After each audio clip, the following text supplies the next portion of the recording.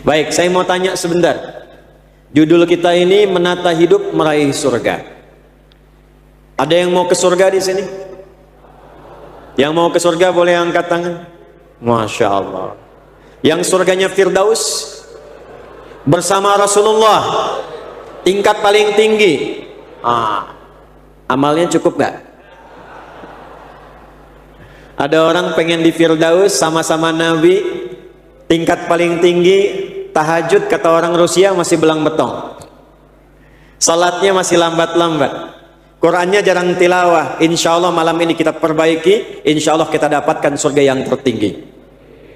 Baik, saya tidak ingin bahas satu dua orang, kita ingin bahas bagaimana Sukabumi satu penduduk insya Allah jadi penduduk yang diberkahi dan diantarkan, dimudahkan menuju surganya Allah subhanahu wa ta'ala. Kita mulai bahasan kita dengan Quran surah ke-7 ayat 96. Bismillahirrahmanirrahim. Walau anna ahlal qura amanu wattaqu lafatahna alaihim barakatim minas samai wal ardh. Ada tawaran dari Allah, ditawarkan langsung ke satu penduduk kota. Jadi qura itu jamak dari qaryah. Kalau qura bentuk jamak dari qaryah, qaryah itu bisa diartikan desa, bisa diartikan kabupaten, bisa diartikan kota. Jamaknya kalau menghimpun itu menjadi negeri disebut dengan qura. Makkah disebut Ummul Qura, ibunya semua negeri, karena semua dari sedunia datang ke situ.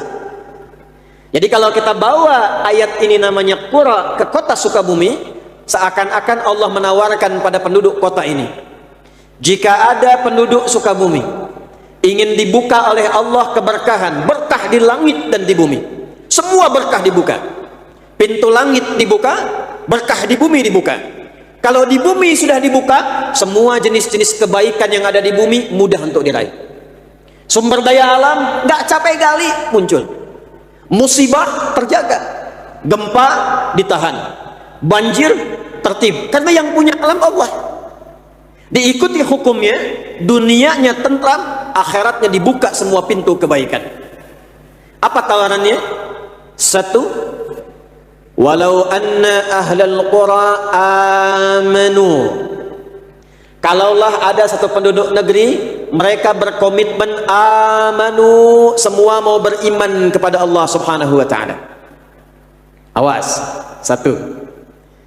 Jadi komitmen pertama, komitmen apa? Iman. Kalau kita tarik tentang surga, perhatikan baik-baik, sekarang kita kerjasama meraih surga. Kalimat surga di Quran itu pertama kali dibukanya pakai iman. Buka surah Al-Baqarah ayat ke-25, paling kanan sebelah atas di mushaf. Wa basyiril ladzina amanu, iman dulu, wa amilus salihati anna lahum jannatin tajri min tahtihal anhar. Kata Nabi, perhatikan baik-baik, menyampaikan firman dari Allah subhanahu wa ta'ala, wa basyiril ladzina amanu. Allah perintahkan, ya Muhammad sallallahu alaihi wasallam, berikan kabar gembira. Ini ayat diturunkan untuk memberitahu orang yang masih hidup, bukan yang telah wafat. Jadi Allah perintahkan pada yang masih hidup, yang pengen ke surga. Nggak tanggung-tanggung kata Allah, bentuknya jamak. Ya Muhammad sallallahu alaihi wasallam, berikan informasi, sampaikan kabar gembira pada umatmu yang menginginkan surga. Syarat pertamanya, amanu, mereka mesti yakin dulu. Jadi ke surga itu modalnya bukan keinginan. Kalau ingin semua pengen. Modalnya keyakinan. Karena yakin dengan ingin itu beda. Maaf saya tanya, siapa yang ingin berangkat haji? Angkat tangan. Nah, apakah semua yang ingin itu punya keyakinan untuk berangkat? Yakin itu babnya niat. Kalau ingin itu babnya iradah. Tidak semua yang ingin itu, iradah itu punya niat. Jadi ada iradah, ada azam tekad, ada niat tingkat tertinggi. Ingin semua. Azam tekad, tahun depan mesti berangkat. Niat, tahun depan berangkat, sekarang nabung. Itulah iman. Itulah yakin. Karena itu kita akan terjemahkan kata iman ini, kita tarik ke satu kota di masa Nabi, bagaimana Nabi mendidik satu kota menjadi penghuni surga, yang bahkan turun ayat menjamin mereka dengan semua kemuliaannya. Kita turunkan, mudah-mudahan dengan ayat itu dipraktekkan di Sukabumi, dan Sukabumi menginspirasi semua kota di Indonesia berubah menjadi kota yang baik, yang diridhai oleh Allah Subhanahu wa Ta'ala. Yuk kita mulai turunkan pelan-pelan. Saya tanya sebentar ya, Bapak Ibu sekalian, Nabi itu hijrahnya dari Mekah kemana? Madinah? Bukan. Nabi tidak hijrah dari Mekah ke Madinah. Hijrahnya Nabi itu dari Mekah ke Yathrib. Dan kenapa yang dipilih Yathrib? Padahal di sampingnya ada Taif yang sudah maju. Tapi Nabi ikhtiar berangkat ke Taif, malah dilempari. Nanti jangan dilihat lemparannya, tapi dilihat hikmah Allah memindahkan Rasulullah dari Taif ke tempat yang tidak ideal untuk memberi contoh bagaimana menatanya. Dulu Madinah namanya Yathrib. Yathrib itu kalau diruntut nasabnya, itu salah satu nama dari umat Nabi Nuh alaihissalam yang ikut masuk ke kapalnya Nabi Nuh, berlayar selama setahun 10 hari. Namanya Yathrib bin Mihlail. Dari Nabi Nuh ke Nabi Muhammad SAW itu kurang lebih ada kita temukan 37 sampai 39 urutan nasab. Nabi Muhammad SAW bin Abdullah bin Abdul Muttalib bin Hashim bin Abdul Manaf bin Qusay bin Murrah bin Kilab bin Ka'ab bin Ghalib bin Fihir bin Malik bin Nadar bin Kinanah bin Khuzaimah bin Mudrika bin Ilyas bin Nizar bin Mudar bin Ma'ad bin Adnan bin Adri bin Muqawwam bin Nahur bin Tarikh bin Ya'rub bin Yasjub bin Nabit bin Ismail alaihi salam bin Ibrahim alaihi salam bin Azar atau bin Nahur bin Abir bin Kinan bin Arfakhshad bin Sam bin Nuh alaihi salam. Coba ulangi.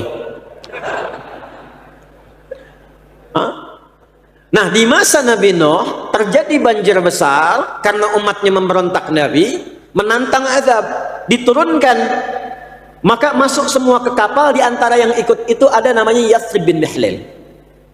Ketika banjirnya reda, kemudian mulai menyebar umatnya Nabi Nuh alaihissalam. Yang Yathrib ini menyebar, datanglah ke satu tempat jaraknya kurang lebih 400 km dari kota Mekah Al-Mukarramah. Maka siapa yang duluan ada ke tempat itu, dinamailah dengan nama orangnya. Maka tempat itu disebut dengan Yathrib namanya.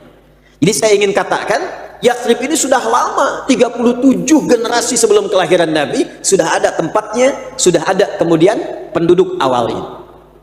Secara singkat, sebelum kedatangan Nabi, tempatnya bukan kota, Pak. Tidak ideal, Bu. Maaf, pasarnya rusak. Yang menguasai Yahudi, harga suka-suka, kecurangan paling banyak, sampai viral. Dulu sudah ada viral. Cuman belum ada like, share, and comment. Komen sudah ada, subscribe yang tidak ada. Yang komen banyak, sampai nanti akan ada turun satu ayat dalam Al-Quran, dan nanti kita akan bahas itu insya Allah. Jadi pasarnya rusak. Yang kedua, komersial tinggi, pertengkaran itu banyak. Ada dua suku besar, namanya Aus dengan Khazraj. Itu kalau ada di Aus yang luka, di Khazraj mesti luka. Kalau ada yang meninggal, satu suku lain mesti ada yang tewas. Jalanan tak tertata, sosial konflik tinggi. Anda bayangkan, Nabi Muhammad SAW diperintahkan oleh Allah hijrahnya ke tempat yang belum ideal untuk memberi contoh nanti di masa datang, dan nanti kurikulumnya oleh Imam Muslim ditempatkan dalam kitab sahih beliau dengan nama Kitabul Imarah, bab tentang tata kota. Itu sebabnya kenapa dipilih Yathrib, supaya nanti punya kurikulum kalau ingin menata kota yang tidak ideal, ekonominya belum tumbuh, konflik sosialnya tinggi, politiknya tidak dinamis, maka bagaimana menyusun ini supaya tenang, bagus dan makmur? Lihat apa yang dicontohkan Nabi dalam kurikulum ini. Itu yang kita akan turunkan di pertemuan malam hari ini. Bapak dan Ibu sekalian, apa yang pertama Nabi lakukan saat diperintahkan oleh Allah berangkat ke Yathrib itu? Maka beliau mengumpulkan teman-teman terbaiknya. Dan itu menariknya, itu di semua bidang profesional semua, dan semua lengkap. Orang-orangnya adalah orang terbaik untuk menata satu tempat menjadi suasana yang berkah dan makmur. Contoh, Di bidang ekonomi ada Abu Bakar As-Siddiq, ada Uthman bin Affan, ada Abdurrahman bin Auf. Kenal Abu Bakar As-Siddiq? Ayo bilang kenal, saya pulang. Kenal di mana? Orang Sukabumi, warganya Pak Wali, kenal Abu Bakar tuh. Bidang ekonomi. Makanya nanti ketika berangkat, itu satu di antara mereka seperti Abdurrahman bin Auf, nanti kita akan belajar. Dari mulai modal pakaian saja, cuman dalam waktu yang singkat jadi orang paling kaya yang berada di kota Madinah kelak. Kita nanti akan belajar hukumnya. Umar bin Khattab, Khalid bin Walid yang kelak kemudian, Abu Ubaidah bin Al-Jarrah di bidang militer. Ada yang pakar di bidang Kamtibmas, memahami mitigasi struktur sosial masyarakatnya. Ada yang pakar di bidang militer tentang pertahanan dan ketahanan. Diplomat, ada Amr bin As radhiyallahu ta'ala anhu. Nanti Amr ini yang kelak sepeninggal Nabi akan melakukan ekspedisi ke Afrika Utara. Beliau cuma jalan dengan satu rombongan plus tukang cukurnya Nabi sallallahu alaihi wasallam. Mulainya dari Mesir ke Libya, Tunisia, Aljazair, Maroko, sampai nyebrang kemudian ke Syam. Yang dilewati tadi Afrika Utara, kelak menjadi provinsi di masa emas Islam. Provinsi, gubernurnya namanya Musa bin Nusair, panglimanya namanya Tariq bin Ziyad. Inilah yang membuka Andalusia, Iberia, Spanyol dan Portugal sekarang punya peradaban 7 abad 700 tahun. Cuman satu orang. Sa'ad bin Abi Waqqas ikut ekspedisi ke timur jauh ke Cina, mampir di Baros 400 km dari kota Medan. Cuman mampir, Nusantara jadi maju dan muslim. Semua tempat yang dilalui hebat semua. Maka yang pertama yang mesti dilakukan apa? Seorang figur yang ingin menata kotaknya, dia mesti memilih tim terbaik yang pakar dan profesional di bidangnya. Dan kemudian bersinergi. Perhatikan nanti, kan ilmu belusukan itu yang viral dari Umar kan? Tapi Umar diajarin oleh Nabi. Nanti setelah jadi pemimpin yang banyak belusukan tuh Umar terkenal. Tapi belusukannya Umar itu ilmunya dari Nabi. Dan Nabi sebelum belusukan diajarin oleh Allah tentang cara memelihara kambing. Semua Nabi, kata Nabi, menggembala kambing. Itu ada rumusnya. Ya, bahkan nanti dalam fikih itu nanti ada bab memahami tentang kambing. Ada. Kata Nabi, "Ma ba'atsallahu nabiyyan illa ra'al ghanam." Enggak pernah Allah mengutus seorang nabi kecuali dilatih dulu memelihara kambing. Saya penasaran, saya datang ke Pacet, ke puncak bukitnya. Ada kawan pelihara kambing. Saya masuk ke situ pengen tahu kambing. Allahu Akbar, baru saya paham itu. Ternyata kambing itu mengembiknya saja sudah variasi. Cara mengembiknya nggak sama. Minta makan. Terancam dia. Sakit. Jadi ada embikan yang memberikan isyarat lapar. Ada embikan yang memberikan isyarat sakit. Ada embikan yang memberikan isyarat takut, butuh perlindungan. Pemimpin kalau sudah tahu filosofi kambing, dia dengar suara rakyatnya. Lapar Pak Wali. Gitu. Jadi ngelihat wajah orangnya dia tahu, nih warga saya sakit nih. Umar begitu. Malam-malam keluar lihat. Begitu melihat ada ibu dengan anak-anaknya sedang kelaparan. Tapi luar biasanya, beliau tidurkan anaknya dan memberikan gambaran sedang masak. Yang dimasak itu batu dengan pasir. Sempat-sempatnya bikin syair. Dasar khalifah Amirul Mukminin, kerjaannya santai-santai di istana. Kami kelaparan, hanya masak-masak batu dan pasir. Umar lewat melihat. Allahu Akbar, dihisab saya. Iman tuh. Iman. Dihisab saya. Lari ke Baitul Mal, mengambil sekantung gandum. Ajudan mau ngambil, kata Umar, tidak, saya yang dihisab. Biarkan saya membawa ini di pangkuan bahu saya. Datang ke tempatnya, dimasakin, nggak pernah memperkenalkan diri, nggak bawa kamera, karena memang nggak ada. Langsung tuh dimasakin sama Umar, dan saat dimasak karena nggak memperkenalkan diri, si ibunya nggak kenal, masih dicela di hadapannya. Dasar Umar, dasar Amirul Mukminin, orang lapar yang masakin orang lain katanya. Padahal Umar, pendidikan Nabi top. Semuanya disatukan oleh Nabi. Nah, secara singkat, karena waktu kita terbatas, maaf, kita sampai jam berapa ini? Ya, insya Allah. Itikaf ya, sampai subuh ya. Alhamdulillah. Antum itikaf sampai subuh, saya jam 10 pulang. Ya, nyambung lagi. Maka setelah kompak tim ini dikenal dengan tim As-Sabiqun Al-Awwalun. Ada yang menyebut dalam sejarah tim 8, ada yang menyebut tim 9. Karena Sayyidah Khadijah wafat mendahului. Radhiyallahu ta'ala anha. Berangkat, Nabi dibimbing oleh Allah melakukan 3 hal saja. 3 ini yang coba kita akan turunkan insya Allah. Pertama, saat datang ke Yathrib itu, yang beliau lakukan dibimbing oleh Allah subhanahu wa ta'ala, akha baina ahla Yathrib wa khasatal muhajirin wal ansar. Beliau persaudarakan dulu semua penduduk Yathrib. Jadikan saudara. Sebab kalau sudah jadi saudara, itu pasti ada rasa saling menyayangi. Dan itu tidak pandang orang, tak pandang wajah, tak pandang kedudukan. Siapapun yang ada di Yathrib, semua persaudarakan. Baik itu pribumi ataupun pendatang. Masya Allah. Jadi yang tadinya ada konflik Aus dengan Khazraj, dipanggil oleh Nabi. Mau sampai kapan konflik begini? Kalau konflik, apakah kotanya akan maju? Bukankah kita menginginkan kehidupan yang tentram? Kenapa nggak saling sinergi, saling berbagi? Semua berpikir, akhirnya berdamai setelah 600 tahun. Masya Allah, kalau Pak Li bisa praktekkan, persaudarakan orang-orang yang ada di Sukabumi, dan sistemnya bisa menggunakan skema Amin, Ansar Muhajirin. Untuk internalnya, karena kata Nabi menyampaikan, la taqumus sa'atu, nanti dekat-dekat masa, menjelang wallahu a'lam dekat ke kiamat, akan ada kondisi-kondisi yang berbeda. Pertama, taqarrubul aswaq, pasarnya mudah diakses. Dulu Anda berangkat ke pasar pakai angkot, berangkat pakai motor, belanja, pulang. Sekarang buka handphone, klik, datang sendiri. Artinya apa?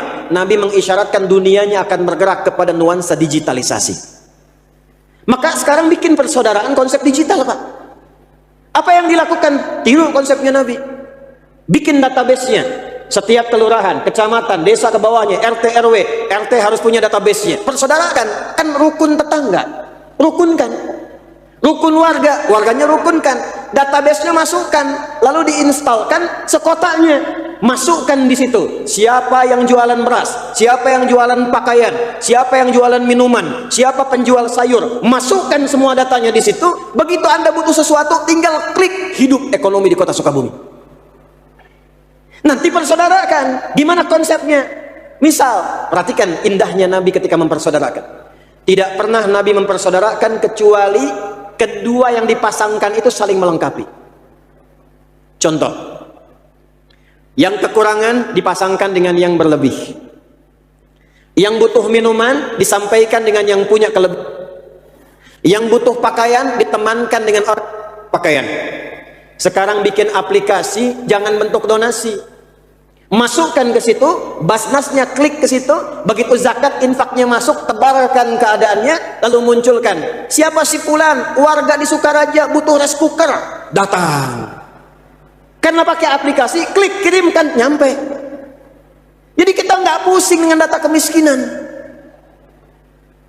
Si fulan rumahnya hancur kena gempa, munculkan di aplikasi. Saudara-saudariku, mari kita bangun rumah si fulan. Jumat kita ketemu, semangat, semangat. Datang 24 jam selesai rumahnya. Ini karena nggak saling kenal, nggak saling mengetahui. Bahkan yang paling menarik, jamaah ke masjid pun nggak tahu siapa yang datang di sampingnya. Nah sekarang kalau kita ingin maju, kotanya ingin berkembang, dan nuansanya nuansa surgawi, yang pertama dilakukan persaudarakan keseluruhannya. Yang bertikai-bertikai mitigasi, undang. Mau sampai kapan seperti itu? Gimana kalau dipersaudarakan? Bersatu, bikin program sama-sama, kompak, bagiannya dibagi-bagi. Demi Allah saya katakan, ketika semuanya merasakan bahwa temannya, tetangganya, kerabatnya sama-sama saudara, maka semua tertata dengan sangat indah. Siap? Sepakat? Jadi kalau Anda lihat di samping kanan Anda, saudara Anda tuh. Sekarang duduk di samping kiri Anda, saudara Anda. Maka berlakulah hadis kata Nabi, perhatikan baik-baik kalimatnya, al-muslimu atau al-mu'minu lil mu'mini kal bunyani yashuddu ba'dahu. Sekarang mana hadis itu di tengah-tengah kita? Mukmin satu dengan yang lainnya saling menguatkan. Alih-alih menguatkan, sekarang saling memisahkan. Kok bisa saling mencela? Kok bisa saling menyakiti? Bahkan satu pulang ngaji mencela pengajian yang lainnya. Satu jamaah mencela jamaah yang lainnya. Mana hadisnya? Katanya ngaji Quran dan sunnah. Quran mana yang dibaca? Sunnah mana yang dipraktekkan? Kita turunkan kembali, kita praktekkan lagi. Ngajinya kita sempurnakan, maka kita dapatkan keindahannya. Contoh, pernah dengar hadis ini? Siapa yang masak makanan, baunya sampai ke tetangga, maka bagilah tetangga itu walaupun hanya hafal kuahnya tuh. Jadi beliau masak opor ayam, ayamnya makan sendiri, kuahnya bagi tetangga. Tetangganya protes, kok cuman kuahnya Pak Haji? Hadis Nabi, Bu. Cara memahaminya tidak begitu. Itu Nabi itu sudah visioner. Jangan-jangan kuah itu tercium bumbunya, dia nggak tahu yang dimasak apa. Makanya sekarang kan sudah ada ya, bumbu opor tapi bisa dimasak pakai tempe. Bumbu rendang belum tentu rendang yang dimasak, bisa jadi singkong. Supaya nggak salah tangkap, bagi. Tapi pertanyaan saya, maaf ya, apakah Nabi pernah mengatakan kalau tetangga Anda muslim saja? Tidak. Ini artinya Nabi mengisyaratkan di tempat Anda tinggal belum tentu semua muslim. Tapi Nabi persaudarakan. Jangan dikira yang bersaudara di Yathrib jadi Madinah muslim semua. Tidak. Ada yang belum masuk Islam. Ada yang belum bersyahadat. Kalau kita praktekkan hadis itu indah sekali. Anda masak makanan, tetangganya mungkin ada yang Kristen, ada yang Hindu, ada yang Buddha, ada yang Konghucu. Masak makanan bagi, ketuk pagi-pagi. Sepagi Pak, iya ada apa Pak Haji? Ini ada rezeki opor ayam. Wah baik sekali Pak Haji. Bukan baik, Islamnya mengajarkan untuk berbagi. Masya Allah. Kita kenalkan keindahan Islam. Besok kan dia datang kan, mengembalikan panci. Assalamualaikum. Udah bisa assalamualaikum tuh. Dari opor ayam bisa salam. Ibu, iya Pak Haji mau ngembaliin panci. Makasih enak banget. Tapi pengen nanya, kira-kira hari ini Islam mengajarkan berbagi lagi enggak? Itu yang kita butuhkan. Jadi persoalannya sudah enggak zaman Muslim kafir, Muslim kafir, Muslim kafir. Bukan. Mempraktekkan keislaman supaya orang mendapatkan cercah hidayah itu yang diajarkan. Jadi jangan sampai yang Muslim dibagi, yang non-Muslim tidak diberi. Kalau dia tanya, Pak kayaknya opornya enak ya. Emang enak sih Bu, cuman sayang ibu kafir. Oh, itu bersaudara. Itu satu tuh. Ya. Maka pulang dari sini, yang RT sama, RW sama, ada yang sakit, tengok. Apalagi yang Muslim. Dulu kita dapat laporan nih, cerita nih. Insya Allah kalau di Sukabumi ke masjid kompak ya. Masjid kompak ya. Ada komplek, saya nggak sebut namanya lah. Kompleknya bagus. Muslimnya banyak, masjidnya mewah, cuman jemaahnya kosong. Datang ke situ ditanya, Ustadz kejadian begini. Saya bilang nggak susah Pak. Ada berapa data umat Islamnya? Sekian persen. Yang ke masjid berapa? 1 sat kurang. Baik, ada tempatnya di sini. Ada Pak, sebagian tetangga masjid. Gini aja, ntar Sabtu kan libur tuh, kita ke masjid. Tapi Bapak saya minta tolong DKM beli buah dulu, 3 bungkus saja. Buat apa? Nggak usah nanya, buah aja. Habis subuh kita bawa buah, kita tengok tuh yang nggak ke masjid tadi. Sampai ke rumahnya, Assalamualaikum Pak. Waalaikumsalam Bapak. Iya, ada apa Pak? Enggak, tadi saya nggak lihat Bapak di masjid, saya kira sakit. Ini ada buah. Itu duhurnya nggak diminta ke masjid, dan akhirnya datang. Jadi kadang-kadang fikih dakwah itu bisa lebih diutamakan dibandingkan dengan fikih-fikih terapan. Sakit, tengok. Kenal Imam Ahmad bin Hanbal? Oh bagus, enggak. Imam Ahmad tuh punya sahabat, dan sahabatnya menarik. Beliau tuh kan imam besar, tapi sahabatnya pastor Kristen, tinggal di flat yang sama, flat apartemen. Yang pastor di atas, Imam Ahmad di bawah. Qadarullah kamar Imam Ahmad itu bersamaan kalau ke atasnya itu toiletnya pastor. Bocor. Dari atas turun ke bawah. Allahu Akbar. Satu kali diwujudkan Imam Ahmad sakit, nggak kelihatan di luar apartemen oleh pastor tadi. Tiba-tiba nengok, Ini kalau nggak kenal, nggak sahabatan, nggak mungkin bisa mau mengetuk pintu. Begitu ditengok, masuk, dilihat, kaget. Kagetnya bukan lihat Imam Ahmad sakit, kagetnya karena melihat bocor dari atas, baunya sudah semerbak, dan tahu itu milik siapa. Pertanyaan pertama, ya Imam, bukan kaifa haluk, bagaimana kabarmu? Ya Imam, mahadha, ini apa? Imam Ahmad santai aja, hadhi fajwah, ini bocor. Tapi kan ini punya dari saya ini, betul. Kok nggak bilang-bilang sama saya? Kalau bisa mengerjakan sendiri, kenapa mesti merepotkan tetangga? Jadi beliau tadah bawahnya pakai ember, setiap penuh buang, setiap penuh buang. Ditanya oleh pastor ini, sudah berapa lama ini bocor? Kata beliau ada yang menyebutkan riwayat 20 tahun, ada yang menyebut 40 tahun. Begitu mendengar pemaparan itu, nggak banyak pertanyaan, nggak pernah ngajak masuk Islam, nggak ngajarin syahadat, langsung jatuh tunduk mengatakan asyhadu an la ilaha illallah wa asyhadu anna Muhammad Rasulullah.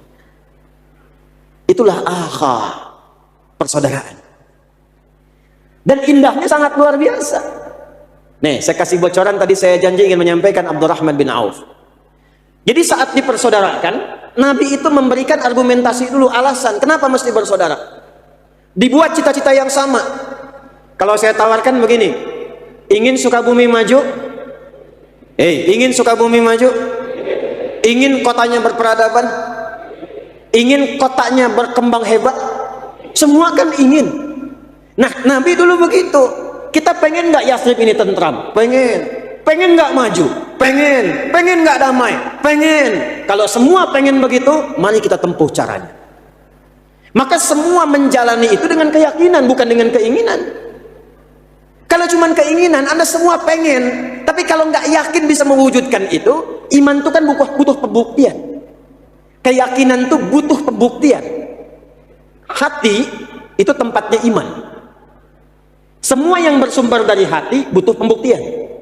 Cinta itu dari hati, karena dari hati harus dibuktikan. Nih yang akhwat perempuan-perempuan, kalau ada laki-laki di sini mengatakan aku mencintaimu, jangan percaya. Apalagi kebanyakan main lato-lato. Kalau ada yang bilang aku mencintaimu, katakan padanya, buktikan cintamu dengan menuliskan namaku di buku pernikahan kita. Aku tunggu BPKB-nya, buku pernikahan kita berdua. Ini belum halal, naik beca berdua, seakan milik bersama, tukang beca nggak diakuin. Datang. Nah, apa yang harus dilakukan? Sepakat dulu. Nah, kalau Anda sepakat ingin maju, kotanya ingin tentram, maka dimulai pelan-pelan saling mengenal untuk mempersaudarakan. Saya beri contoh dengan cepat. Abdurrahman bin Auf, ahli bisnis, ahli dagang, kaya, hartanya banyak. Masuk Islam, terancam oleh komunitas di Mekah pada masa itu yang belum kenal kemuliaan Islam. Silahkan kamu ikut Muhammad SAW, hijrah tanah ke Yathrib, tapi nggak boleh bawa harta. Harta kami ambil semua. Ini kalau Anda dapat proyek nih, pilih mana? Dikasih pilihan, Anda Muslim, ada tawaran dikasih 1 miliar supaya murtad. Pilih 1 miliar murtad, atau pilih nggak dapat apa-apa tapi masih Muslim. Pilih mana? Nggak ada pilihan ketiga, nggak usah maksa. Nggak ada pilihan 1 miliar Muslim, cuman 2 pilihannya. Ayo, naikin tawarannya 10 miliar tapi murtad, terima nggak? Masa? Sono ada yang kasih sarung murtad. Ada yang dikasih biskuit pindah. Berarti imannya murah tuh, perlu ditata lagi. Abdurrahman bin Auf silahkan ambil semuanya, saya tetap berangkat. Karena beliau cerdas, tahu yang punya harta siapa, yang menggenggam dunia siapa. Saya kan sedang mendekat kepada pemiliknya. Kalau yang sekarang hilang, gampang minta yang lebih banyak. Saya mendekat pada yang punya. Modalnya apa? Iman. Iman itu membuat kita punya keyakinan demikian. Berangkat beliau, keluarganya ditawari. Istri ditanya, kalau ikut suami pergi hanya dengan baju yang melekat di badan. Kalau tinggal di Mekah, ambil semua harta suamimu ini, pilih laki-laki paling ganteng yang ada di Mekah, kami yang fasilitasi pernikahannya, kata para pembesar Mekah.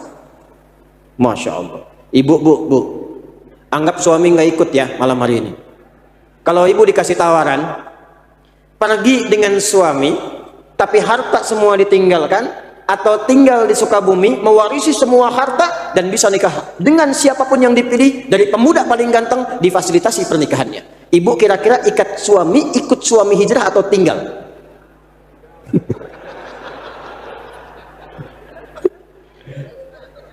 Dia mau jawab lihat ke bawah. Bilang pergi suami ngelihat, dibilang tinggal juga nggak enak. Tapi dulu tinggal, nggak ikut suami. Yang mau saya contohkan bukan ini. Abdurrahman datang ke Yathrib. Perhatikan cara Nabi mempersaudarakannya. Dipersaudarakanlah dengan orang paling kaya yang ada di Yathrib saat itu. Namanya Sa'ad.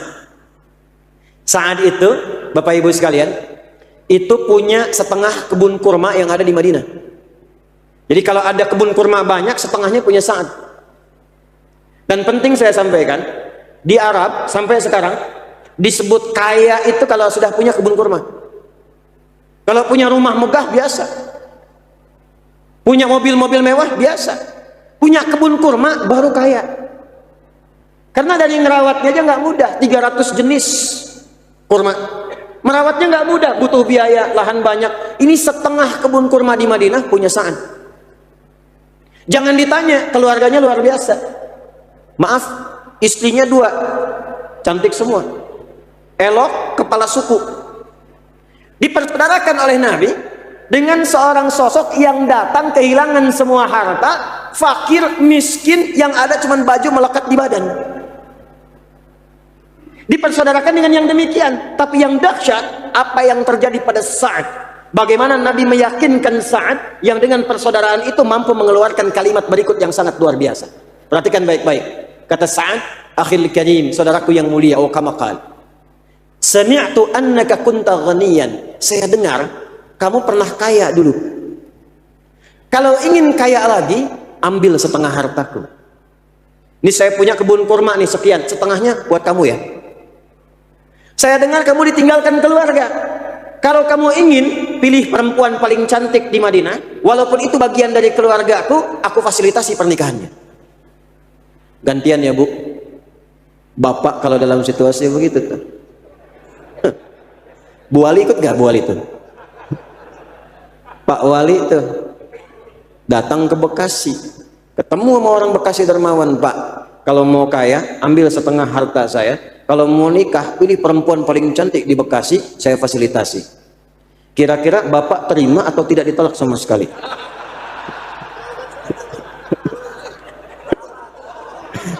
Susah milih. Tadi nunduk, lihat kena ada apa belakang.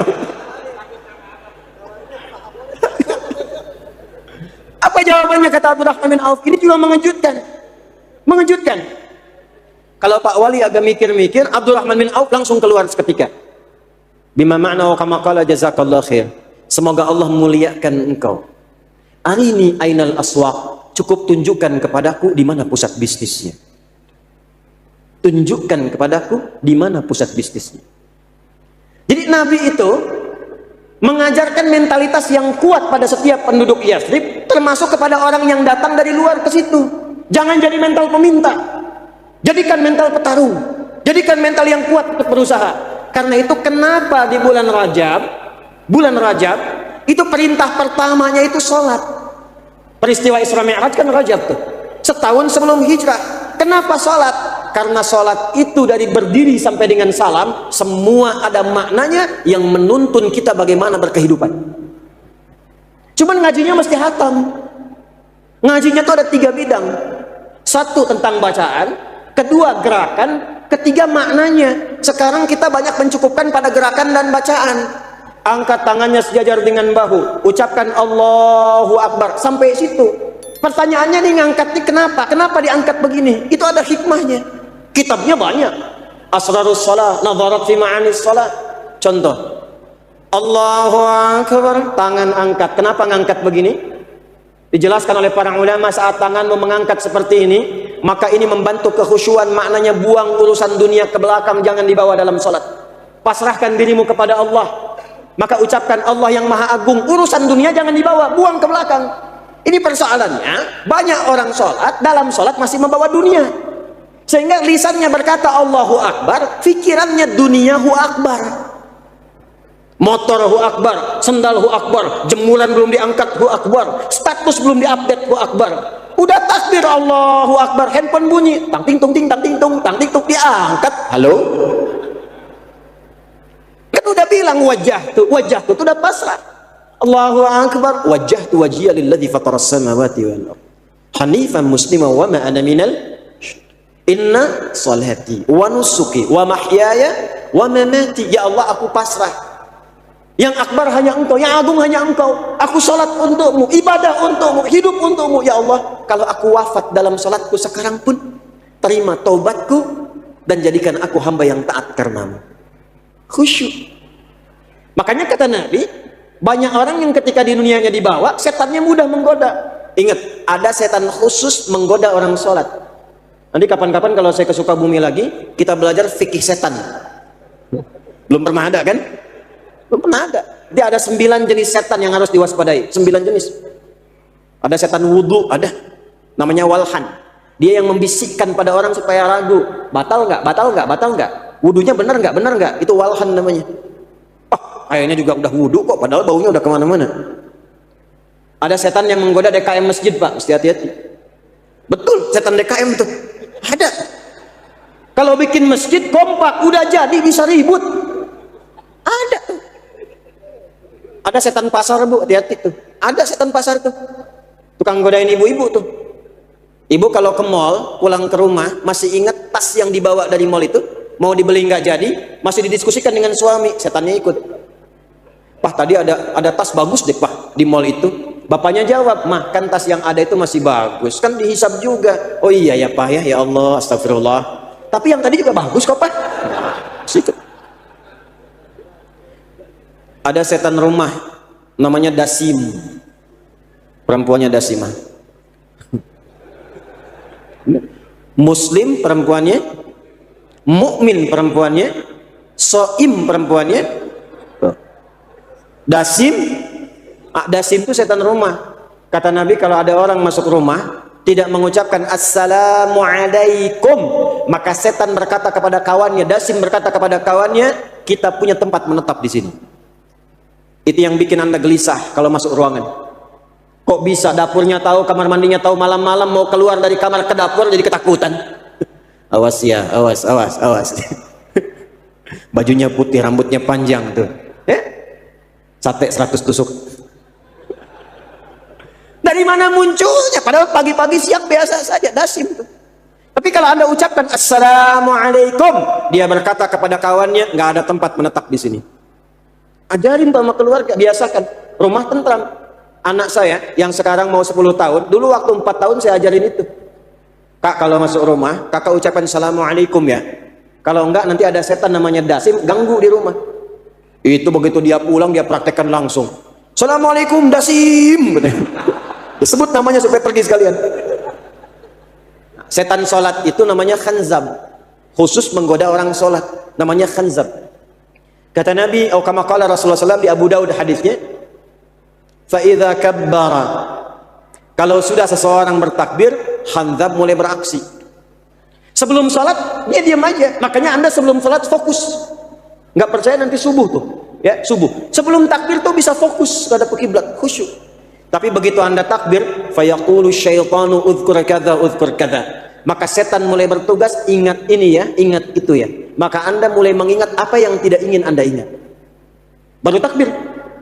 Nanti ceramah saya pun yang ini nih, itu akan diingatkan kembali oleh setan nanti pas subuh tuh. Jadi begitu Anda takbir, setan bilang, ingat ya kata Ustaz Adi itu, akan diingat tuh setan tuh. Hatta la yash'ural musalli kam rak'atan yusalli. Sampai orang sholat ada yang tidak sadar berapa rakaat sedang menunaikan sholatnya. Itu kata Nabi itu. Dan kalau dibikin umum, artinya semua orang bisa mengalami itu. Nah sekarang kembali, Abdurrahman bin Auf diajarkan dari berdiri saja. Ini berdiri ada maknanya. Hadits Muslim nomor hadis 393. Idza qumta ila shalah asbighul wudhu thumma istaqbilil qiblah. Jika engkau ingin mendirikan sempurna salat, perbaiki wudhu menghadap kiblat. Cara berdirinya begini. Tidak terlampau lebar begini, tidak terlampau rapat begini, berdiri sejajar dengan bahu. Ini menunjukkan keseimbangan, kekuatan, keseimbangan, bertopang pada kaki dengan kuat, kokoh. Tidak miring kanan, tidak miring kiri. Apa maknanya ini semua? Kalau Anda masih mampu menegakkan diri, jangan gantungkan dunia di tangan orang lain.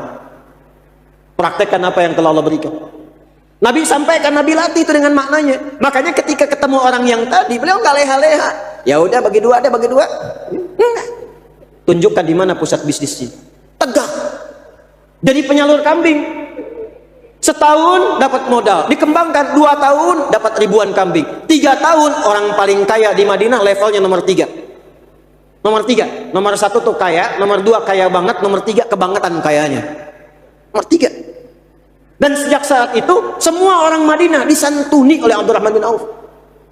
Abdurrahman bin Auf tuh kapaknya aja terbuat dari emas. Kapaknya aja, ya terbuat dari emas. Orang kaya sekarang yang terkaya siapa tuh? Jeff Bezos, Bill Gates. Ya belum tentu punya kapak gitu. Ya, belum tentu. Itu kapaknya terbuat dari emas. Nah balik, maka tim tadi, tim idaman, tim terbaik, riset Pak Wali. Oh di bidang ekonomi bagaimana meningkatkan ekonomi Sukabumi? Siapa pakarnya? Kalau dia nggak masuk struktur, ambil pendapatnya, ambil masukannya, bikin sistem, bikin grup, bikin jamaah, lalu sampaikan ke setiap turunan ke bawahannya, kecamatannya, kemudian desanya, kelurahannya, RT-nya, RW-nya. Kita punya program seperti ini, program persaudaraan, program toleransi, program kebaikan. Lapang hidup kita, toleransi dalam kehidupan. Sukabumi, lato-lato, lapang dan toleran. Dikasih. Oh ya, cuman berisiknya aja. Satu. Nah, sekarang yang kedua, di mana memulainya? Tempatnya, pusatnya di mana? Maka Nabi bangunkan masjid. Pertama Masjid Quba, 4-5 hari kemudian bangun Masjid Nabawi. Nah ini yang belum kita hidupkan konsep masjid. Sekarang fungsinya hanya fungsi ritual. Padahal di masa Nabi, fungsi masjid itu beragam. Satu, yuk kita cek. Kalau di masjid itu sholatnya sholat sendirian atau berjamaah? Sendirian atau berjamaah? Jamaah. Apa itu jamaah? Tuh, bukan sendirian. Jamaah itu dari kata al-jam'u asalnya. Sifatnya jum'ah. Kumpulannya disebut dengan jamaah. Jamaah itu bukan sekedar menghimpun, menggabungkan, kumpul, bukan. Kumpul, kenal siapa yang kumpul, dan saling mengisi di antara yang kumpul. Itulah jamaah. Makanya dilatihnya apa? Dilatihnya lewat imam. Coba cek berdirinya rapi, rapat. Itu bukan sekedar diminta rapi, diminta rapat, tidak. Lihat filosofinya. Lihat. Yang pertama dari nama dulu, jamaah. Kumpul, kenal, saling mengisi. Jadi kita itu diminta datang ke masjid bukan cuma untuk sholat, sholatnya bareng-bareng, setelah itu bubar. Itu bukan jamaah namanya. Kita kenalan siapa yang ke masjid. Sampai kita tahu ini saf dia nih biasa ngincar kanan pojok, yang ini kiri pojok, yang ini depan tengah. Sampai ngerti. Nabi tidak pernah beliau ada di masjid kecuali tahu siapa yang sholat di masjid. Jadi beliau tahu pojok kanan nih si fulan, sempat beliau mimpin sholat subuh. Seorang jamaah yang biasa di pojok kanan terlambat datang. Kata Nabi, kita tunggu nih, ada si fulan yang biasa di pojok kanan, dia belum datang. Tunggu belum datang, waktu subuh mau habis. Kata Nabi, kita putuskan sholat saja. Begitu sholat kita tengok si fulan, kenapa nggak datang subuh ini? Allahu Akbar. Rumahnya ternyata cukup jauh juga. Sampai di rumah ketemu istrinya, cerita, ya Rasulullah, suamiku meninggal, jadi nggak sempat ikut sholat di masjid bersama anda. Kata Nabi, adakah yang aneh dari dia sebelum meninggal? Kata istrinya, tidak ya Rasulullah, kecuali ada sesuatu saja. Apa itu? Kata suami saya, ya Allah, kenapa tempatnya nggak lebih jauh lagi? Kedua, ya Allah, kenapa nggak yang baru? Nabi tersenyum kemudian berkata, tahukah engkau apa yang terjadi? Au kama qala Rasulullah sallallahu alaihi wasallam. Kata perempuan itu, tidak ya Rasulullah, sungguh ia ditampakkan menjelang wafatnya pahala-pahala dari hasil amal solehnya saat ia mulai menjadi ahli masjid. Jadi nanti Ini kalau mau meninggal, di Islam tuh lengkap, ilmu mau meninggal aja ada. Jadi kita itu wafat sesuai kebiasaan nanti. Biasa sholat, sujud, bisa meninggal. Ahli masjid, di masjid bisa wafat. Walaupun kita nggak tahu kapan dan di mana. Ini kisah nyata, ini saya alami sendiri. Ada seorang sepuh di Pasar Rebo, agak ke atas sedikit. Allahu Akbar, soleh Pak. Saya bersaksi soleh insya Allah. Cirinya apa? Senang menjaga masjid. Tiba-tiba ada orang Qatar datang. Ini kisah nyata. Orang Qatar ini pengen bangun masjid di situ, tapi yang merawat harus si bapak itu. Saya sampai bingung, nih orang tahu dari mana, dari Qatar ke bapak itu. Kalau Allah sudah gerakan tuh nggak ada batas itu. Dibangunlah masjid. Jadi secara singkat yang jaga beliau, yang bukain, yang azan, yang merawat. Saking cintanya dengan masjid, itikafnya sering di masjid. Lagi puasa hari Kamis sore ba'da asar, nyata ini. Sambil nunggu zikir tiduran. Merem-melek. Ya ayyatuhan nafsul mutmainnah. Irji'i ila rabbika radiyatan mardiyah. Merem-melek, meninggal. Hati-hati tuh belakang tuh, udah merem-melek tuh. Saya kebiasaan. Maka ditampakkan di ujung sebelum wafat, ya Allah, kenapa nggak lebih jauh lagi? Rupanya setiap jalan ke masjid itu dihitung pahalanya, ditampakkan di akhir. Dia pengen lebih jauh lagi supaya pahala makin banyak. Tiba di jalan, di musim dingin dia lihat seseorang kedinginan, dilepaskanlah jubah bagian luarnya yang lama, dalamnya yang baru. Ditampakkan hasil pahalanya, dia berkata, ya Allah, kenapa bukan yang baru saja? Lebih banyak lagi pahalanya ya Allah.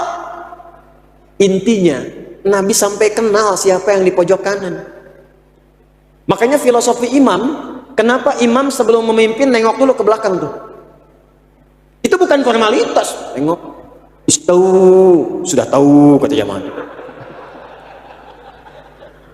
Nggak harus pakai bahasa Arab. Pakai bahasa Arab itu yang sudah pakemnya Arab. Baca Quran, bahasanya bahasa Quran. Azan, bahasa Arab. Karena mutlak bahasanya, nggak usah terjemahin. Terjemahin tuh nggak enak. Nggak enak. Allahu Akbar, Allahu Akbar. Enak. Allah nu agung, Allah nu agung.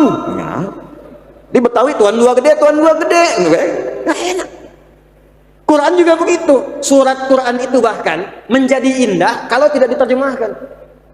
Kalau diterjemahkan jadi nggak indah kedengarannya. Al-Baqarah, sapi betina. An-Naml, semut. An-Nahl, lebah. Jang nuju naon, meroja apa ji? Surat naon, sapi. Nggak enak. Bapak nuju maos naon, sirum. Enak. Makanya pakem Quran itu udah jelas, bacanya pun nggak usah aneh-aneh. Zaman jahiliyah itu sudah ada syair, sudah ada iramanya. Ada melodinya, 16 melodi. Tawilun lahu dunal bukhuri fadailu mafa'ulun mafa'ilu fa'ulun mafa'ilu. Kifa nabki min dzikra habibin wa manzili bisaqtili wa baina dakhuli fahawmali. Rajas mustaf'ilun mustaf'ilun mustaf'ilun mustaf'ilun mustaf'ilun mustaf'ilun. Sautus safiril bulbuli hayyaja qalbi thamili. Al-ma'u wa zahru ma'a zahri lahdul muqali. Fa anta ya sayyidali wa sayyidi wa mawlali. Fakam tajummuni ghuzayyilun uqayqali. Qataftuhu min wajnatin min fi'li hadha ar-rajuli. Faqala la la la faqad qada mugharwili. Wal walad awiyali faqultu la tuwalwili fabayyinul lu'lu'ali. Qalat lawhina kadha in radidul muqali. Kahatan kakailali tabtabuli. Dan melodinya Madid, mufa'alatun fa'ilatun. Tala'al badru alaina min taniyatil. Itu tuh dari syair, madid namanya. Tapi rumus itu nggak pernah dipakai untuk baca Quran. Tala'al badru alaina. Nggak ada yang baca Quran dengan melodi itu. Wadduha wal laili idza saja. Bubar. Makanya di Sukabumi baca Quran nggak usah aneh-aneh, langgam tajwid aja, nggak usah pakai langgam Sunda. Imam ngimamin di Masjid Agung pakai melodi, maaf melodinya nggak tepat. Iyyaka na'budu wa iyyaka nasta'in. Bubar jemaah. Alam nashrah laka sadrak. Bubar. Nggak usah aneh-aneh. Imam nengok, katakan dengan bahasanya, Pak Ibu rapatkan, luruskan. Tenangkan hati sebelum sholat. Rasakan mungkin ini sholat terakhir yang kita tunaikan. Itu pesan Quran. Surah kedua ayat 45 sampai 46. Baru katakan istawu istaqimu. Dan lihat siapa yang sholat. Tuh. Lihat. Satu, dari segi kemampuan dia berdiri. Dua, dari segi lamanya bisa dia tinggal di masjid. Oh, ini sedang transit di Masjid Agung. Maka jangan baca surat yang panjang-panjang. Nih imamin, udah mau pulang, nunggu bis pulang, mampir ke sini sholat, diimamin pakai Al-Baqarah, ketinggalan bis dia. Lihat wajah. Sebelah sini wajahnya kul-kul nih. Kul wallah baca. Ulama berambil falak. Saya masuk pesantren 97 di Garut. Ini ketua PDM kakak kelas saya itu. Begitu saya Ramadan, pas Ramadan, imam santri baru masuk yang pimpin kelas 6 tingkat akhir. Udah waladhdallin, tiba-tiba Yasin katanya. Waduh, saya bilang santri baru bacaan panjang nih. Alamat berdiri lama. Tapi berkah memang Ramadan. Allahu Akbar.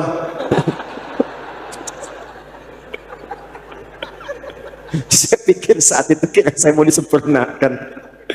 Aduh. Nah, cuman sisi persaudaraannya, lihat, ini siapa nih? Penduduk lokal atau dari luar? Lokal atau interlokal? Domestik atau luar? Penting, sebab Nabi ini sedang ceramah, tiba-tiba ada orang datang. Ini orang langsung duduk aja. Penduduk Madinah sudah tahu, sudah viral. Kalau masuk masjid mau duduk, mau itikaf, sholat dulu 2 rakaat, namanya tahiyatul. Nabi langsung, nggak nunjuk orang indahnya Nabi. Nabi tidak menginginkan orang salah dieksploitasi kesalahannya. Itu akhlaknya Nabi. Nggak ditunjuk-tunjuk. Mana tong langsung diuk, sholat dulu. Nggak begitu. Nggak. Di muka umum. Dan ini akhlak Quran. Akhlak Quran. Kenal Fir'aun? Ayo bilang kenal. Nah, kenal Abu Bakar, sini kenal Fir'aun. Nih ya. Fir'aun itu sefir'aun-fir'aunnya. Sefir'aun-fir'aunnya. Hobi bunuh orang, ngaku Tuhan ana rabbukumul a'la. Nggak pernah diungkap namanya oleh Quran. Karena yang salah bukan namanya. Yang salah adalah penyimpangannya. Menyimpang dari menggunakan jabatan, diarahkan untuk memenuhi nafsu, bukan untuk maslahat. Maka dikirim Musa dan Harun untuk meluruskan saking sayangnya Allah. Bukan menurunkan dari kekuasaan. Tapi memberikan masukan supaya ditempatkan dengan benar. Quran surah 20, Thaha ayat 43 sampai 44. Idhaba ila fir'auna innahu tagha. Musa dan Harun pergilah ke Fir'aun. Fir'aun itu dari kata faraoh, pemimpin Mesir pada masa itu. Dia menggunakan jabatan dengan tidak tepat. Faqula lahu qawlan layyina la'allahu yatadhakkaru aw yakhsha. Maka ingatkan dengan lembut. Bukan dengan caci maki. Ingatkan dengan lembut, sentuh di hatinya supaya ingat sama Allah. Sentuhlah ia tepat di hatinya, maka ia akan jadi milikmu untuk selamanya. Sentuh di hatinya supaya bergetar ingat Allah. Maka Nabi menyampaikan secara umum, lihat kalimatnya, idza dakhala ahadukumul masjida fala yajlisa hatta yusalli rak'atain. Kalau ada satu di antara Anda ingin masuk masjid dan ingin agak lama di masjid, maka jangan langsung duduk, tapi sholat dulu 2 rakaat. Semua tahu. Dan indahnya semua bisa baca. Oh, si fulan nih, siapa dia? Ternyata hadis itu di mazhab Maliki. Saya ngaji mazhab Maliki, saya ngaji mazhab Syafi'i, saya ngaji mazhab Hanafi, saya ngaji mazhab Hambali. Di mazhab Maliki diajarkan ternyata namanya Sulek. Tinggalnya bukan di Madinah, tinggalnya dari Gotofan, sehingga dikenal dengan Sulek al-Gotofani. Dia bukan orang penduduk sini, dia dari luar.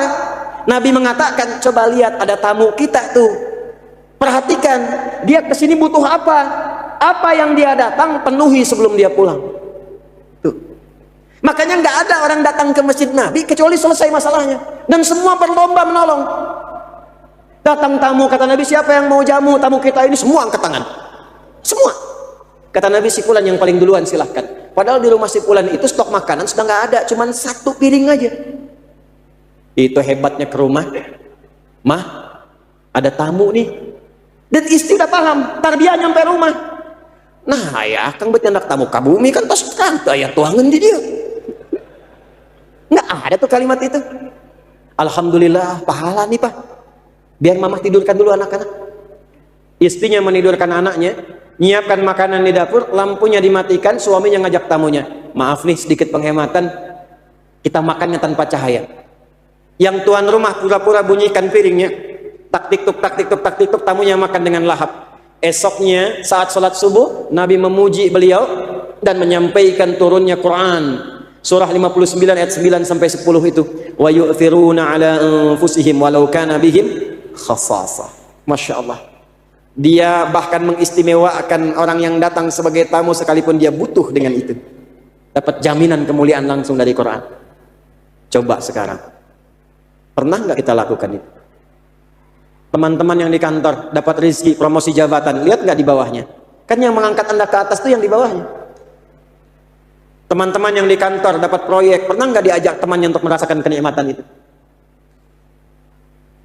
Begitulah cara melihatnya. Lihat, kenali. Nah, nanti prakteknya bagaimana Pak?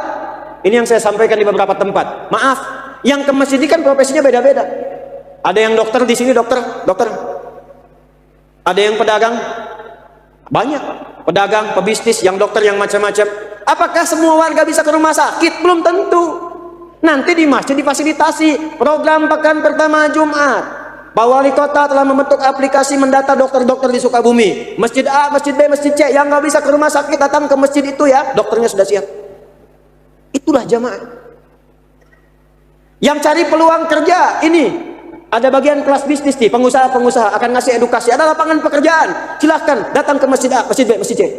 Begitu caranya. Jadi lingkungan hidup. Saling mengenal. Dua. Yang ketiga, ini bagian terakhir. Nabi membuat kesepakatan secara tertulis yang keseluruhannya komitmen ditaati yang kelak dikenal dengan nama Piagam Madinah.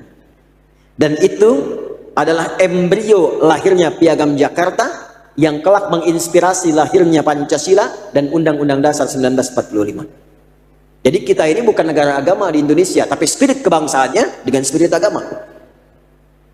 Bapak Ibu sekalian, duduk semua. Disampaikan aturannya. Madinah, Yathrib menjadi tatanan kota. Yathrib akan menjadi kota yang menenteramkan. Yathrib akan menjadi kota berperadaban, kota yang menginspirasi. Dalam bahasa Arab, kota yang menginspirasi, membentuk peradaban, yang memberikan cahaya disebut dengan Madinah Al-Munawwarah. Al-Madinah Al-Munawwarah. Maka sejak saat itu berubahlah namanya dari Yathrib menjadi Al-Madinah Al-Munawwarah. Pak Wali dan Bapak Wawali dengan stakeholder semua punya visi. Forkompindanya apa? Di Kodim apa? Di Polres apa? Yang lain apa? Semua cantumkan itu, tuliskan, sebarkan ke warga Pak. Dari aplikasi tadi sebarkan. Jadi mereka tuh tahu sebagai warga Sukabumi, ini pemerintahnya programnya mau ngapain? Mau natanya bagaimana? Di ekonominya seperti apa? Program Kantibmas yang sekarang ini yang akan dilakukan 1, 2, 3, 4.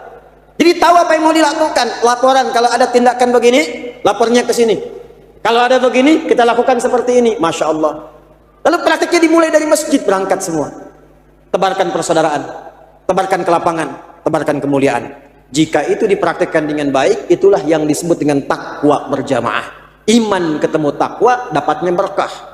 Walau anna ahlal qura amanu wattaqau lafatahna alaihim barakatim minas sama'i wal Terakhir, bonus 5-10 menit saja.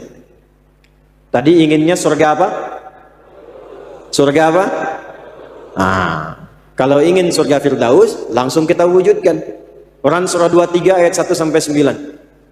Qad aflahal mu'minun alladzina hum fi salatihim khashi'un walladzina hum 'anil laghwi mu'ridun walladzina hum lizzakati. Dah 3 aja dulu nih. 3 ini nih. Sampai akhir tahun 3 optimalkan. Nanti sampai ayat 9 ke sananya, ulaika humul warithun alladzina yarithuna al-firdausa hum fiha khalidun. Ada penduduk di bumi ahli Firdaus yang sedang beraktivitas di bumi, pewaris surga Firdaus.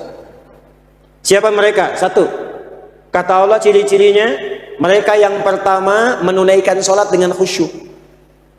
Maka Pak Wali sekarang bikin program, merekrut imam-imam di setiap daerah, di masjid-masjid yang bagus-bagus kualitasnya, kerjasama dengan LTQ, LPTQ, kerjasama dengan pesantren-pesantren, tempatkan menjadi imam-imam di masjid, keputusan tanda tangan, tempatkan di situ supaya yang sholat merasakan khusyuk dan nikmat sholatnya.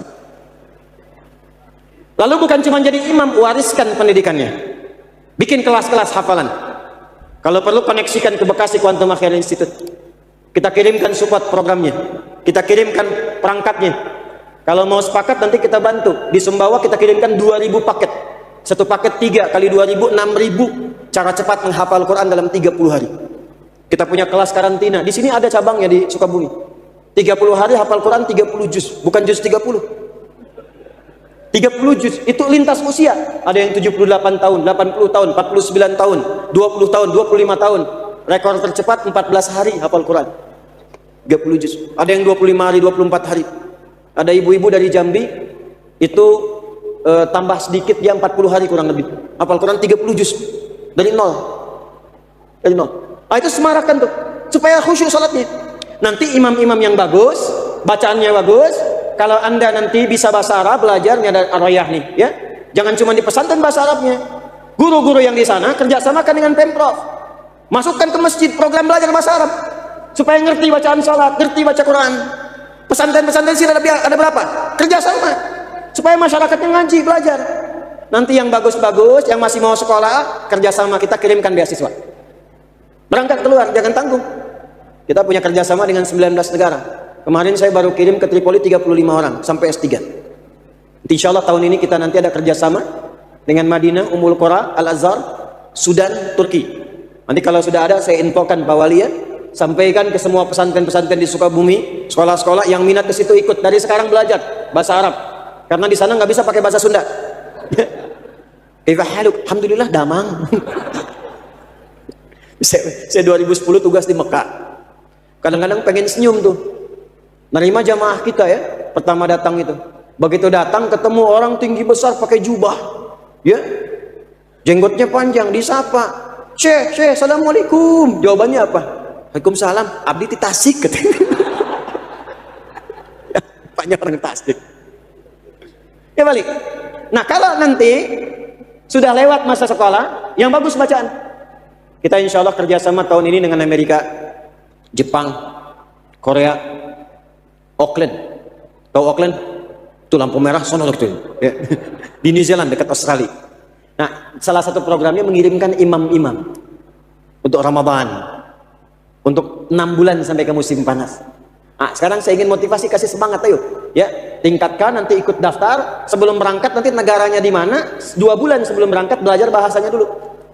Ini nanti misalnya, oh ini tugasnya ke Jepang nih, belajar bahasa Jepang dulu. Nanti ngimamin di sana dan bisa interaksi pakai bahasa Jepang dasar. Watashi wa Indonesia no adi desu. Saya Adi dari Indonesia. Nah, yang tugas ke Amerika belajar bahasa Inggris. Dan insya Allah akan cepat karena lidah orang Indonesia itu diberikan keberkahan oleh Allah. Belajar apapun cepat bahasa itu. Beda dengan negara lain. Coba lihat India tuh ya. India itu walaupun pintar bahasa Inggrisnya, ketahuan India. Take the money, ketahuan. Cina sebagus-bagus ya bahasa Arab, ketahuan Cina. Indonesia luar biasa. Hey John, where have you been? Gak ketahuan Sukabumi itu. Kaifa haluk ya akhi? Bonjour, comment ça va? Ça va bien? Prancis. Komastaka, Mabuti, Tagalog, Filipin. Masya Allah. Bisa semua tuh, diakomodir. Lidahnya ringan. Belajar dari sekarang. Ya, gabungkan ke semuanya, praktekkan dengan baik, sinergikan keseluruhannya. Khashi'in. 2, anil lagwi mu'ridun. Yang gak penting tinggalkan. Termasuk program-program di kota, jangan bikin yang gak penting-penting. Yang gak penting tinggalkan, bikin yang penting-penting yang bermanfaat. Mulai sekarang tontonan yang gak jelas tinggalkan. Tahu TikTok nggak? TikTok tahu nggak? Di Cina, algoritma TikTok itu disusun dengan program positif. Jadi nggak ada orang Cina, dia kemudian buka TikTok kecuali yang direkomendasikan itu yang positif. Cara menjadi insinyur, cara menjadi dokter, cara menjadi astronot, semua yang bagus-bagus. Tapi di luar Cina, algoritmanya berubah. Coba lihat, ke TikTok, joget-joget. Ke TikTok cuma bikin begini, yang sedikit yang bermanfaat.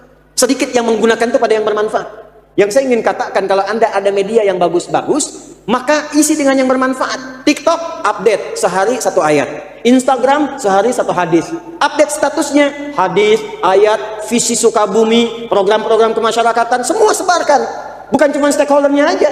Siapa influencer paling bagus di sini? Subscriber paling banyak, jamaahnya paling ada, followernya paling banyak. Bantu program pemerintahan Sukabumi, sampaikan lagi oleh Anda di Instagram Anda, masukkan.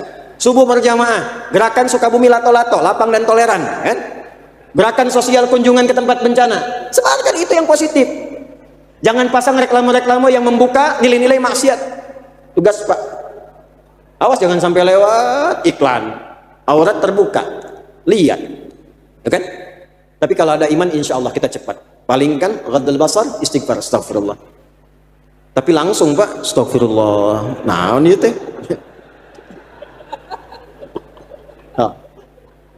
Tuh. Jadi insya Allah rajin-rajin sholat ya. Insya Allah kalau rajin sholat, tanha anil fahsyai wal maksiat, insya Allah akan hilang. Ya, beliau insya Allah juga anak pesantren Pak Wali Kota ini, insya Allah juga optimal. Saya yakin kalau ada yang tidak baik pasti akan ditolak. Jadi kalau ada yang ngajak-ngajak korupsi, sampaikan Pak, maaf ya, tangan saya tangan tahiyat, tidak akan pernah berbuat maksiat. Kantor sedang duduk, Pak, ada proyek Pak, fee-nya 1 miliar. Maaf ya, tangan tahiyat gak akan pernah maksiat. Sampaikan sama dia, balik lagi, Pak, naik Pak 10 miliar. Tunggu, saya istikharah dulu. Oh, asbah ada Pak. Abah. Alhamdulillah depannya Abah tuh.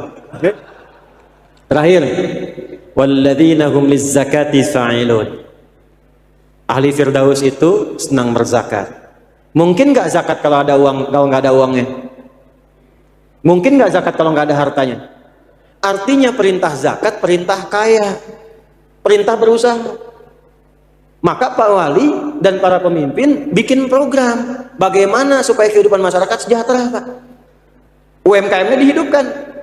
Kalau perlu di-endorsein nih sama kita-kita ini supaya berkembang. Ahli zakatnya muncul seperti zamannya Umar bin Abdul Aziz.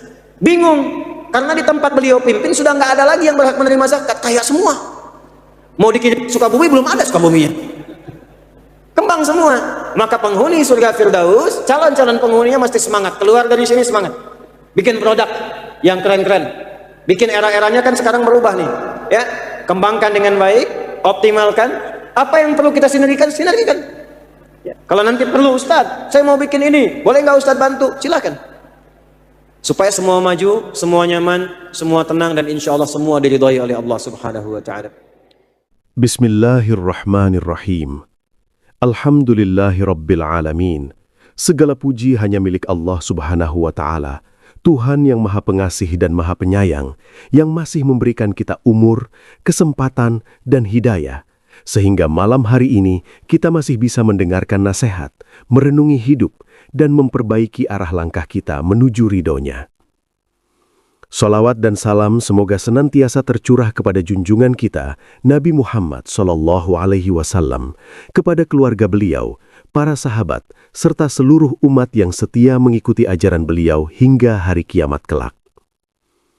Sahabat yang dirahmati Allah, apa yang baru saja kita dengarkan bukan sekadar ceramah, tetapi peringatan yang sangat dalam tentang makna hidup, iman, dan tujuan akhir perjalanan manusia. Kita diingatkan bahwa semua manusia ingin masuk surga, bahkan ingin berada di surga Firdaus yang paling tinggi. Namun Islam mengajarkan bahwa surga tidak diraih hanya dengan keinginan, melainkan dengan keyakinan yang dibuktikan oleh amal nyata. Allah Subhanahu wa Ta'ala telah memberikan janji yang begitu agung bahwa jika suatu penduduk negeri benar-benar beriman dan bertakwa, maka akan dibukakan bagi mereka keberkahan dari langit dan dari bumi. Hidup menjadi tentram, rezeki dimudahkan, musibah dijauhkan, dan kebaikan mengalir bukan hanya di dunia, tetapi juga di akhirat. Kita belajar dari teladan Rasulullah SAW bagaimana beliau hijrah ke sebuah kota yang belum ideal, penuh konflik sosial, ekonomi yang rusak, dan kehidupan yang jauh dari ketentraman. Namun dengan iman, akhlak, dan bimbingan wahyu, kota itu ditata sedikit demi sedikit, hingga berubah menjadi Madinah yang bercahaya, kota peradaban yang menginspirasi dunia hingga hari ini. Rasulullah Shallallahu Alaihi Wasallam memulainya dengan mempersaudarakan manusia, menghilangkan permusuhan, menghapus sekat, dan menanamkan rasa saling menyayangi. Beliau menghidupkan masjid bukan hanya sebagai tempat ibadah, tetapi sebagai pusat kehidupan, pusat pendidikan, pusat solusi, dan pusat kepedulian umat. Dan beliau menanamkan komitmen bersama agar seluruh masyarakat hidup dalam keadilan, kedamaian, dan tanggung jawab. Kita juga diingatkan bahwa iman sejati akan melahirkan mental yang kuat, bukan mental meminta-minta, tetapi mental berusaha, bekerja, dan memberi manfaat. Seperti teladan para sahabat Nabi yang kehilangan segalanya demi iman, namun Allah Subhanahu wa Ta'ala gantikan dengan keberkahan yang jauh lebih besar. Salat pun tidak lagi dipahami sekadar rutinitas, tetapi sebagai latihan jiwa dan karakter. Dari berdiri dengan tegak, mengangkat tangan meninggalkan urusan dunia, hingga khusyuk menyerahkan hidup sepenuhnya kepada Allah Subhanahu wa Ta'ala. Salat yang benar akan melahirkan kejujuran, amanah, kepedulian, dan menjauhkan diri dari maksiat. Dan jika kita renungkan, ciri-ciri calon penghuni surga Firdaus itu bukanlah sesuatu yang jauh dari kehidupan kita. Mereka adalah orang-orang yang menjaga salatnya dengan khusyuk, gemar berbagi dan berzakat, bersih hatinya, serta aktif menebarkan kebaikan dimanapun berada. Surga Firdaus itu dimulai dari bumi, dari cara kita hidup hari ini. Sahabat yang dirahmati Allah, semoga apa yang telah kita dengarkan ini tidak berhenti sebagai tontonan, tetapi menjadi tuntunan. Tidak berhenti di telinga, tetapi turun ke hati dan diwujudkan dalam amal. Dimulai dari diri kita sendiri, keluarga kita, lingkungan kita, hingga masyarakat luas. Jika video ini dirasa bermanfaat, jika nasihat ini menyentuh hati dan menguatkan iman, mari kita klik tombol like agar pesan kebaikan ini bisa menjangkau lebih banyak orang. Silahkan bagikan video ini kepada keluarga, sahabat, dan orang-orang yang kita sayangi. Semoga menjadi sebab bertambahnya pahala bagi kita semua. Dan jangan lupa untuk subscribe channel ini agar kita dapat terus belajar, bertumbuh, dan saling mengingatkan dalam kebaikan. Kami juga mengajak sahabat semua untuk menuliskan doa terbaik di kolom komentar bagi guru kita, Ustadz Adi Hidayat. Semoga Allah Subhanahu wa Ta'ala senantiasa menjaga beliau, melimpahkan kesehatan, kekuatan, keistiqomahan, serta menjadikan setiap ilmu yang beliau sampaikan sebagai amal jariah yang terus mengalir hingga akhir hayat, bahkan